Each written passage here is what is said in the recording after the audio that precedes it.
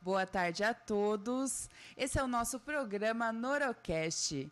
É um programa voltado à comunidade, é um podcast que hoje estaremos apresentando o nosso querido radialista, militante e morador também da Vila Boa Vista, Jerry. Jerry, boa tarde, tudo bom? Boa tarde, Stephanie, beleza? Tudo ótimo, graças a Deus. Então vamos lá, eu só estou ao seu dispor.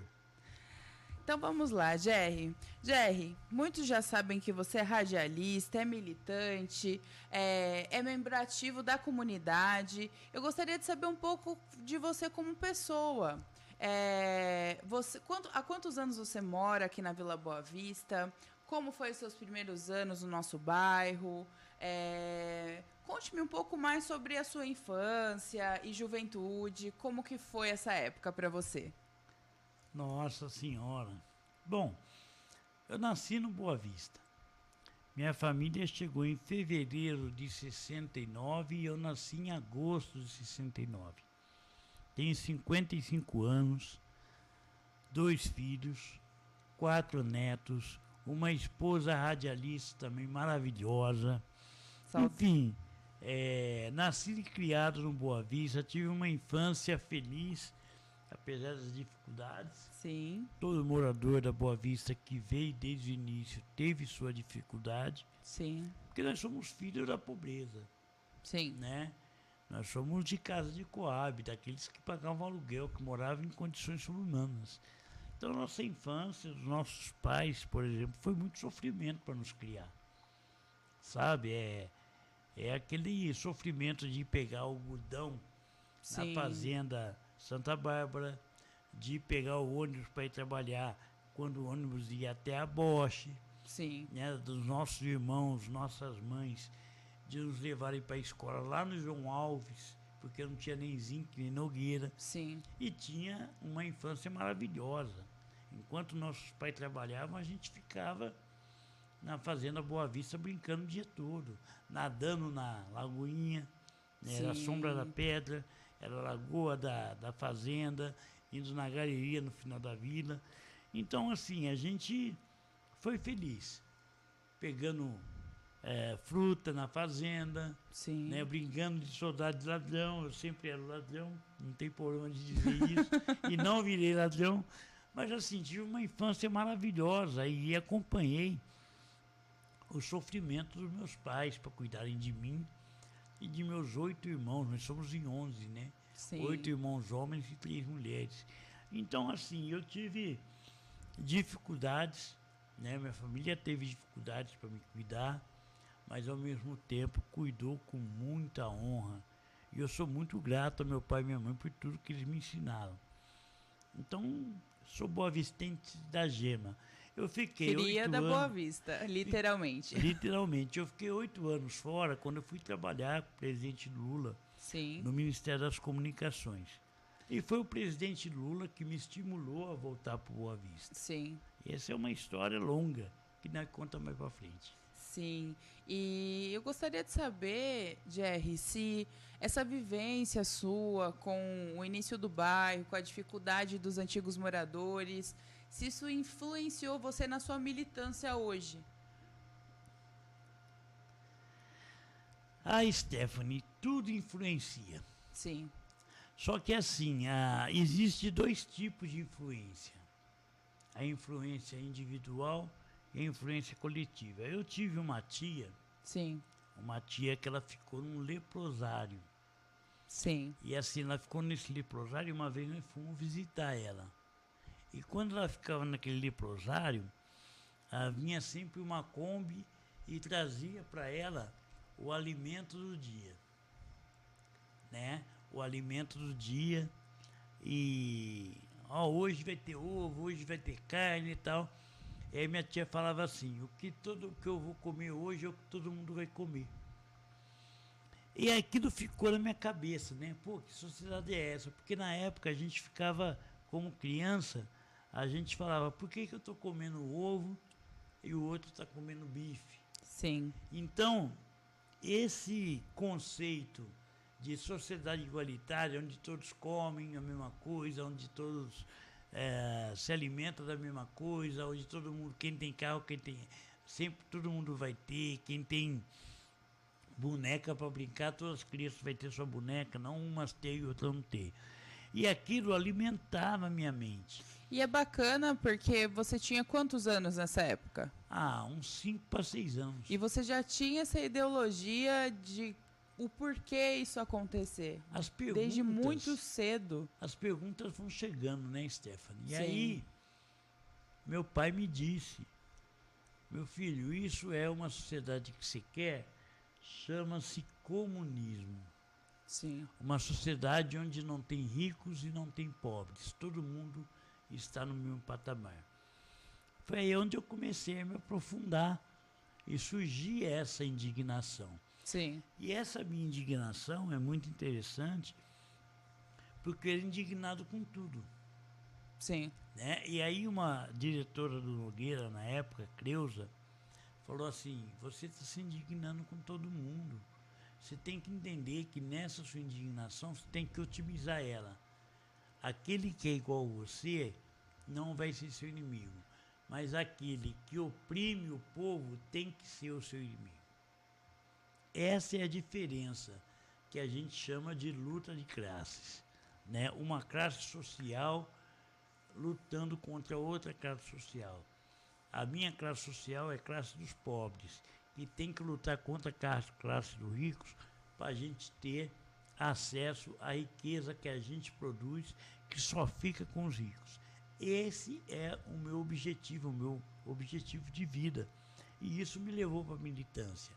O que leva uma pessoa à militância política Sim. é indignação, é a desigualdade. É querer fazer a diferença no meio de tudo isso, não só aceitar como a maioria, infelizmente, é obrigada a fazer, é aceitar. Não, tem sobreviver, viver nesse sistema. Tem aqueles que aceitam e tem aqueles que têm inveja de ser rico, de ser elite. Sim. E aí essa inveja de ser elite faz com que ele tenha um pensamento da elite sendo pobre. Né? Ninguém chega na elite sem explorar alguém. Sim. Sempre um banqueiro, um empresário, ele vive do suor dos outros, não do suor dele. É babaquice a gente achar que a gente vai ficar rico trabalhando, sendo honesto e trabalhando. Não. Infelizmente é uma realidade isso que você está falando. Eu gostaria de saber também um pouco, Jerry, da parte do bairro mesmo. A sua visão do bairro hoje, o que você acha que a gente precisa fazer para que haja mais melhorias? Eu vejo que hoje o bairro é muito rachado, entendeu? E eu acho que a união faz a força. O que falta para a gente se unir, na sua visão? Bom, acho que uma das coisas que eu acho importante é acabar o ódio. Porque, assim, o que a gente precisa se unir é diante dessa condição em que a gente produz riqueza e não vê distribuída. Onde já se viu os políticos querer fechar a escola? Onde já se viu os políticos tirarem os médicos do centro de saúde? Onde já se viu uma escola fechada, que é a antiga faculdade de Anguera, e a gente ter a nossa molecada, e a nossa molecada termina o segundo grau, ela não vai para a universidade. Ela fica aí. E aí, assim, o que a gente precisa? Investir nessa educação que ninguém quer investir nela. É necessário ter uma escola técnica na Vila Boa Vista, utilizando aquela faculdade que foi fechada. É preciso ter cursos de reforço pré-vestibular para nossa molecada poder chegar numa Unicamp em pé de igualdade. Então a gente precisa pensar um pouco nisso. Esse negócio de cortar mato, isso daí é coisa pequena. Essas 2 vaquinhas resolve, come o mato e entra leite para a molecada. A gente precisa pensar grande. A Boa Vista tem um povo que lutou muito e que pensa grande. O problema é que fica naquele lance, Menzenca de um lado, Belinazzi do outro. Se não fosse tal pessoa... Gente, queria colocar uma coisa aqui, o seguinte, antes dos políticos chegarem aqui, a Boa Vista já existia. Os nossos pais brigaram para ter ônibus até o Boa Vista, que antes ia até a Bosch. Os nossos pais brigaram para ter lâmpada de mercúrio, para a gente poder se ver mais. Os nossos pais lutaram coletivamente com a comunidade para duplicar a rodovia, que estava morrendo gente.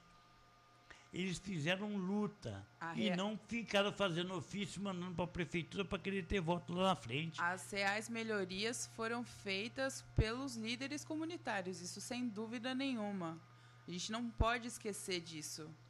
Que não foi fulano, ciclano e beltrano que foi votado, que fez. Que as reais melhorias do nosso bairro foram feitos por líderes comunitários da nossa comunidade. Pais de famílias nossas, vizinhos nossos, que alguns hoje não estão mais presentes devido a já terem falecidos. Mas, Stephanie, eu queria colocar o seguinte. Sim. Porque as pessoas falam assim, o GR é contra esse, contra aquilo. Não. Eu tenho respeito pelas pessoas que se prestam a dedicar a vida a uma causa. Isso é fato. Gosto do Elcio, que é meu amigo de infância, que andava com uma gaiola caçando passarinho. O Jorge, antes de ser farmacêutico, o que levou ele para a política foi, na realidade, a simpatia que as pessoas tinham dele. Sim. O problema é as pessoas, a partir do momento que chega, né, lá como político, passa a ser igual àqueles que nos oprimiram. Sim. E isso é uma discussão que eu quero fazer. Eu acho que eu tenho um grande respeito pelos dois, né? Vou manter a minha neutralidade, porque o problema não é porque eu não gosto deles. Sim. O problema é que, na realidade, eles adquirem o pensamento de quem oprime. Não é um problema pessoal de você contra a pessoa deles. É até legal você levantar essa pauta aqui. Porque muitos acham que ele não gosta, mas o porquê? E não é questão de não gostar, foi o que você falou. O não concordar não é o não gostar. Você não concordar com a opinião da outra pessoa não quer dizer que você não goste dela. Só que aí que tá, tem o limite do respeito também. Porque você não concordar não quer dizer que você vai desrespeitar, você vai ameaçar, você vai amedrontar a pessoa. E tem uma outra coisa que eu digo o seguinte, se a pessoa chegar, está no poder, e ficar se posicionando a favor da classe oprimida, terá o meu apoio incondicional. Sim. O que não pode é a pessoa se elege aqui com os votos do bairro e depois, na hora que vira chega lá em cima, acaba votando projetos contra a própria comunidade e contra a classe trabalhadora. Por exemplo, a questão dos servidores, a questão dos médicos, da privatização. Do aumento do salário dos próprios, dos mesmos, né? Eu acho que isso daí eles fazem. Não, o debate tem que ser assim. Olha, eu sou a favor da minha quebrada. O que vier de melhoria para minha quebrada, eu tô dentro. Agora, tem gente que assim, mas isso aqui não influencia a Vila Boa Vista, mas não influencia, por exemplo, o servidor público, né, que prestou concurso, que mora no Boa Vista, quando vota contra o aumento do salário, quando vota contra, por exemplo, o fim da estabilidade. Quando você pega, por exemplo, um deles é ligado a um deputado que votou a favor da reforma da Previdência, que votou a favor da privatização, que votou a favor desse genocídio que aconteceu. Sim. Então, obviamente, a pessoa não vai me ter como inimiga. Sim. Vai me ter como adversário político, porque eu não tenho inimigo. Sim. Eu tenho um adversário que debate ideias e que propõe a mudança do comportamento das pessoas a partir das ideias. É isso o debate. Mesmo porque nós não vivemos na era medieval, né? Onde a gente resolvia tudo à espada. Hoje é diálogo, é debate e a ideia é melhor que vença. Não, a ideia é mais plausível. E assim, quando a gente fala em fazer, não é fazer o que você, como você citou, cortar o matinho, não. É realmente fazer algo que mude a nossa comunidade, que traga um benefício real para a comunidade. Hoje nós temos um posto de saúde que ele tem uma estrutura do mesmo posto de saúde do Padre Anchieta, onde eles atendem pronto-socorro, atendem 24 horas. Se a gente quiser ser atendido, tem que ligar no 180 aqui no posto de saúde. Demora mais de um mês para marcar uma consulta. Então, nós temos toda uma estrutura que não está sendo utilizada da forma que deveria ser. E aí, Stephanie, deixa eu colocar uma questão. Nós fizemos uma manifestação Sim. para ter mais médico. Sim. Geralmente não tem médico. Sim. Quando entra um médico, ele não quer atender aqui no Boa Vista. Por quê? Porque falam aquele papo de que é violento, de que é um bairro perigoso, que é isso, que é aquilo. E o profissional que trabalha de médico também, para você ter uma ideia, um médico em Campinas ganha muito menos do que um médico na cidade de Hortolândia. Né?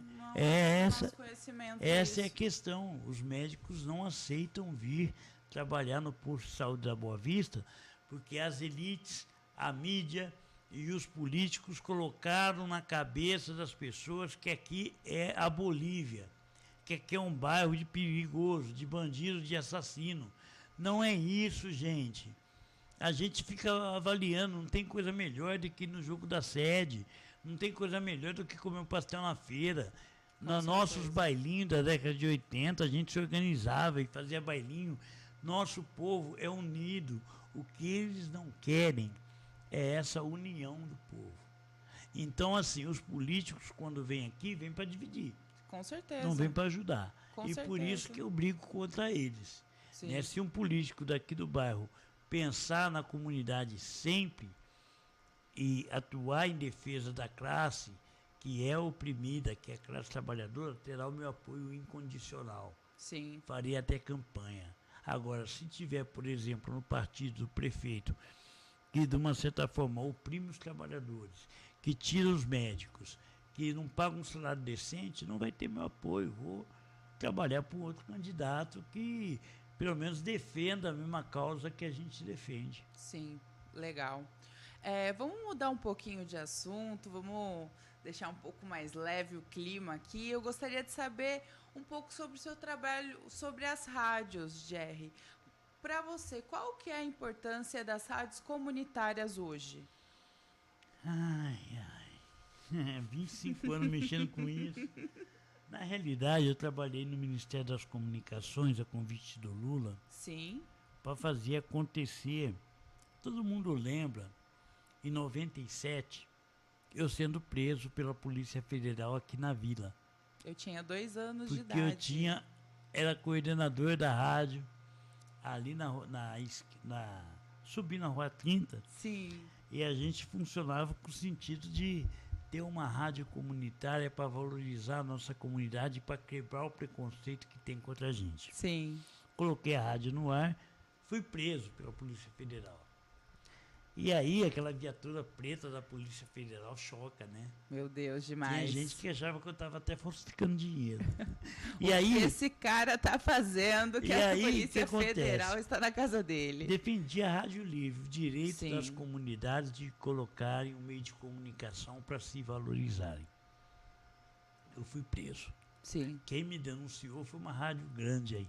Porque a rádio, na época, estava pegando muita audiência. Sim.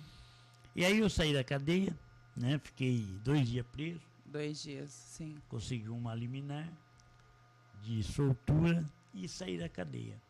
E jurei para mim mesmo, né? Cada bairro desse país tem que ter uma rádio. E continuei lutando. Aí aconteceu um acidente de percurso na minha vida. O quê?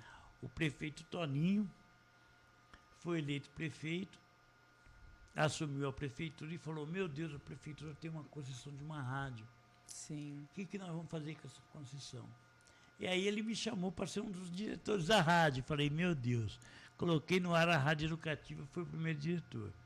Aí depois tive... Da Educativa FM? Sim, foi o primeiro diretor, eu que botei no ar. Sério isso? Isso, coloquei no ar. Eu não sabia, não era do meu conhecimento. Que bacana! Fui eu que botei aquela rádio no ar. Gente, olha a história aí, hein, gente? E na época, Stephanie, tem uma questão que me deixa, assim, muito feliz e triste ao mesmo tempo. Triste porque nós não vamos poder continuar o podcast. Travou de novo. Ah, mas feliz mas também. Vamos continuar. Pra gente fazer o nosso programa aqui, a gente Não, finaliza. vamos continuar a gravação em áudio. Ah, E aí, Stephanie, aconteceu um lance. Eu não fiquei mais na prefeitura. sim. Eu era muito ligado ao prefeito. E saí da prefeitura, ganhava 6 mil por mês, há 23 anos atrás. E aí o presidente Lula foi eleito e tinha esse problema das rádios comunitárias. Sim. Que depois já tinha virado lei. Que antigamente era tida como rádio pirata. E aí já tinha virado lei. Aí o pessoal falou assim... Qual que era a pena para quem... De 3 a 5 anos. De cadeia. De cadeia. E aí eu me lembro de uma coisa... O pessoal falou assim, meu Deus, temos uma lei de rádio comunitária, nós precisamos fazer acontecer. E aí eu tinha aquela ideia de que cada bairro devia ter uma rádio. Sim. E aí eu fui chamado na época por um companheiro, se eu toparia ser membro, né, do departamento de outorga de rádio comunitária. E fui para o governo. Aí, na hora que nós assumimos, o Brasil só tinha 500 rádios comunitárias autorizadas. Nós subimos de 500 para 5 mil rádios. Rádio comunitária virou uma febre. E, graças a Deus, eu trabalhei, né, muito para que isso seja uma realidade no Brasil. Hoje, a soma das rádios comunitárias, ela dá voz a 5 milhões de pessoas que nem você. No Brasil inteiro. No Brasil. E é muito gratificante, por exemplo, quando a gente é reconhecido pela comunidade, né, daqui. Sim. E é muito gratificante quando a gente é reconhecido na Amazônia. Com né, certeza. Porque isso faz a gente uma pessoa... da comunicação popular, que deu voz ao povo. De norte a sul. E aí tem uma coisa que me deixa muito, mas muito feliz mesmo, Stephanie. Sim. É que nós democratizamos a comunicação, que era uma pauta histórica do movimento social. Não era acessível. Não era acessível. Não existia isso na cabeça das pessoas antigamente. Era a elite e somente a elite. Não existia formas, e isso você com mais outros militantes também, graças a Deus, deram abertura a essa popularização da rádio comunitária que dá voz a tantas pessoas, Jerry. E você sabe assim, Stephanie, tem uma coisa que me deixa feliz, porque no mundo, não estou falando de Brasil, Sim. se você for olhar, no mundo, nenhum movimento de comunicação foi tão atuante como no Brasil. Nós chegamos a ter 20 mil rádios comunitárias instaladas, com autorização sem. Sim. Aí você olha na história, tem a história da Rádio Livre da França, Sim. da Itália. Foi o movimento mais importante que teve na radiodifusão mundial. Você olha os outros países e tal, não tem outro jeito. O Brasil é a maior referência de radiodifusão comunitária do mundo. E eu participei disso. Dessa história, com muito orgulho. Pessoal, é muito legal. Exatamente esse é o objetivo do podcast, é trazer essas histórias dos nossos moradores. Porque, assim, olha a importância do que ele fez, do que ele trouxe a nível nacional, e poucos sabem disso. Muitos acham que ele é apenas um radialista, apenas um militante, e não sabe a história que esse cara tem, entendeu? Não sabe o que ele passou para chegar até aqui. Então, Stephanie, esse é o foco. Deixa eu só colocar uma coisa. Sim. Muita gente critica o presidente Lula Sim. dizendo que não avançou, não avançou, não avançou. Eu avalio que esse salto de 500 para 5 mil rádios, dando voz a 5 milhões de pessoas, sendo o maior fenômeno radiofônico do mundo, foi porque o presidente Lula nos deu carta branca para fazer. Com toda Claro que a certeza. gente fez, tivemos problemas, claro. O problema é que proliferou muita rádio evangélica, Sim. que só desconstrói, que não abençoa, só amaldiçoa. Mas a gente deu voz. Cada comunidade tem que fazer a sua rádio ser realmente comunitária. É porque eu acho que o foco seu, quando você começou com essa militância, não é monetizar. Infelizmente, as rádios evangélicas, elas monetizam muito.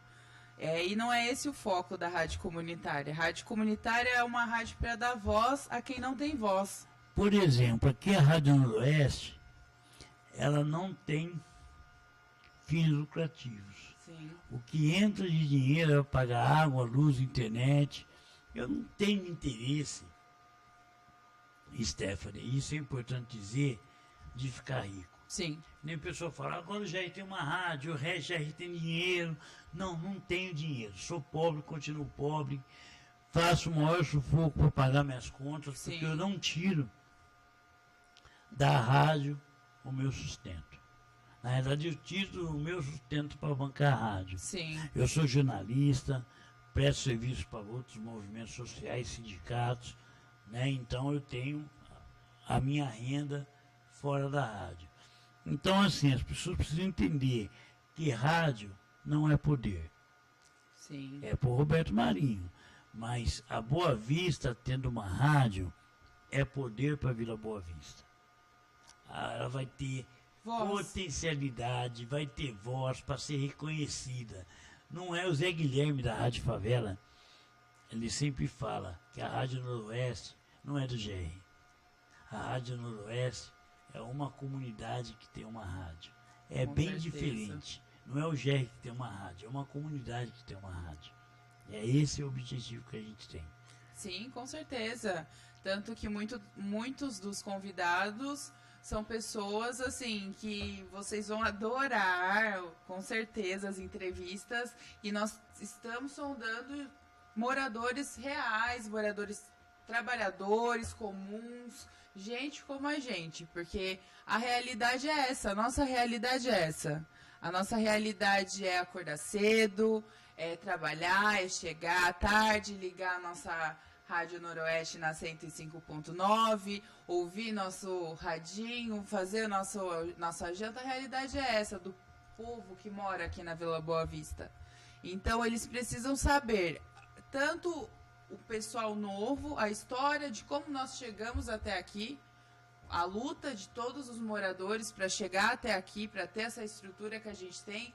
Como ele mesmo falou, lá no começo, Nogueira não tinha nem a quadra, não tinha nada, desde o começo lutando muito, a interferência do noturno que tentaram fazer, entendeu? De tirar o noturno, uma coisa que é absurda, porque quem estuda no noturno não são pessoas vagabundas que estão o dia inteiro sem fazer nada. São estudantes que trabalham para complementar a renda familiar. Então, assim, é muito importante esse programa e a participação de todos vocês para contar essas e outras muitas histórias que eu tenho certeza que tem muita coisa ainda para a gente contar aqui no podcast, não é? Então, Stephanie, assim, como diria o poeta, toda unanimidade é boa. Sim. Então, assim, obviamente eu vivi momentos muito bons aqui, né? E tem outras pessoas que viveram momentos bons aqui. Com certeza. Então, a partir da experiência minha, da experiência do Alessio, da experiência de outro, a gente constrói a nossa história. Com certeza. Então, assim, aonde você estava, você morador da Boa Vista das Antigas, aonde você estava quando recebeu a notícia da morte das meninas filhas do guarda da fazenda? Sim. Né? Aonde você estava quando o raio caiu? Sim. Aonde você estava quando descobriu que o palco da inauguração da rodovia com o governador do estado caiu. Então, o que a gente está chamando a atenção é que a gente quer contar a nossa história de convivência. Sim. E lembrar os fatos mais importantes da vida. Com certeza. Os fatos mais importantes onde a Vila ajudou a construir a história. Nunca a Vila Boa Vista saiu no Jornal Nacional. Sim. Mas saiu no dia que o palco caiu. Saiu. Né? Então, assim, é muito interessante isso, sabe? E isso foi o que marcou. Naquele dia que caiu o palco, a Boa Vista em peso ficou assistindo a Globo para ver o governador caindo no palco. Que coisa mais interessante que isso, Stephanie? Tem? Claro que não tem. Então é isso que a gente quer relembrar. As tragédias, as alegrias, o que essas tragédias e essas alegrias nos influenciaram no dia a dia para a gente se considerar ser humano. Sim, para ser o que é hoje, né? É de extrema importância. E, assim, eu gostaria de saber se você tem mais alguma consideração, algo que você queira estar deixando para a população, qualquer tipo de experiência, ou até mesmo algo que conscientize o pessoal agora, nesse momento assim que nós estamos passando na Vila Boa Vista.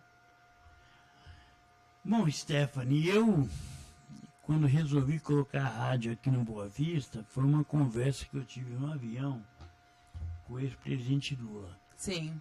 Eu lembro que a gente estava voltando da Argentina, o avião presidencial fez uma parada técnica em Campinas e o avião sobrevoou Boa Vista. Aí eu estava quase chorando, porque fazia 8 anos que eu não ia. O presidente Lula botou a mão no meu ombro e falou assim: Jair, você vai voltar para esse bairro para valorizar esse bairro. Faça isso. Um mês antes dele deixar a presidência, ele me chama no gabinete e fala aqui, ó, você vai sair hoje, a sua exoneração no Diário Oficial, porque a Dilma vai assumir, e amanhã já sai no Diário Oficial a autorização da rádio, como a gente havia combinado. Vai lá e valoriza aquele povo. E foi isso que eu estou fazendo. As pessoas não gostam porque o Jair é do PT, as pessoas não gostam porque o Jair tem uma relação com o Lula. Pode não gostar, mas foi graças a ele que a Boa Vista hoje tem voz. Sim. E isso que é importante. E que história, hein? Que história. O presidente Lula também fez parte dessa história, dessa rádio, com muito orgulho. Hoje a gente conta isso aqui para vocês, pessoal. Pois nenhum outro governante anteriormente foi capaz de fazer isso por nós. Não, Stephanie, deixa eu contar uma história. Aí essa é engraçada. Sim. Eu fui para Brasília em maio. Uhum. Fui para Brasília em maio e tal. E aí quando descobriram que eu estava em Brasília, porque eu fui em off. Sim. Ah, passa no Palácio que o Lula quer falar com você. Porra. E a minha relação com o Lula é muito mais de amizade que qualquer outra coisa. Sim. A primeira coisa que o Lula falou é o seguinte: como é que tá a rádio? Como é que tá o bairro? Ele foi buscando na memória dele um dia que em 1982 tinha o companheiro João Rocha, que era um petista histórico aqui do bairro. Sim. O João Rocha trouxe o Lula no Boa Vista. Então ele conhece o bairro. O Lula foi buscar essa história. Me contou que o Lula comeu pastel na feira. Gente do céu! Assim como também Chico Mendes que dormiu nostalgia. na casa. Eu tenho aqui uma carta de um Chico Mendes. Mandou uma carta para o João Rocha, ele me mandou a carta. O Chico Mendes ficou um final de semana também aqui na Boa Vista, hospedado na casa do João Rocha. Nós vamos relatar todas essas histórias no podcast. Chico Mendes, para quem não sabe, foi também um militante assassinado covardemente, né? Devido à luta dele com a preservação da Amazônia. Então, assim, é muito interessante você trazer à tona todas essas histórias, sabe? Porque poucos sabem que figuras históricas passaram aqui pertinho da gente, no bairro. Que nem, por exemplo, o ex-prefeito Toninho, ele veio me visitar em casa. O ex-prefeito Toninho, uma vez, um domingo, eu tinha brigado com ele. Tinha brigado com o Toninho, mandei ele para o Raico Parta, bati a porta do gabinete, ele era prefeito, e fui para minha casa, esqueci da rádio educativa, tal. E aí o Toninho foi fazendo uma autocrítica dessa briga dele comigo, né? Sim. E aí ele falou, o Jair não pode sair. E aí ele foi me convencer para voltar para a rádio. Sim. E aí foi muito engraçado porque é o seguinte, ele foi em casa, aqui no Boa Vista. E o mais interessante é que o Toninho não sabia onde eu morava. Meu Deus. O Toninho chega no Boa Vista, que todo mundo fala que é perigoso, que é isso, que é aquilo. O prefeito da cidade de Campinas chega na Vila Boa Vista, vê o povo na rua. Parou para perguntar. Por favor, onde mora o Jair? Meu Deus. Então, assim, aí ele falou assim para mim, Jair, o pessoal fala tudo isso no Boa Vista, mas não é assim não. Eu falei, meu Deus, como é que você chegou aqui? Ele falou, foi perguntando, você é mais conhecido que nós de um real. E assim a história que a gente tem para contar. Orgulha-se, você mora num bairro maravilhoso, de um povo que produz riqueza e que quer riqueza sendo distribuída. Você mora num bairro que tem uma rádio.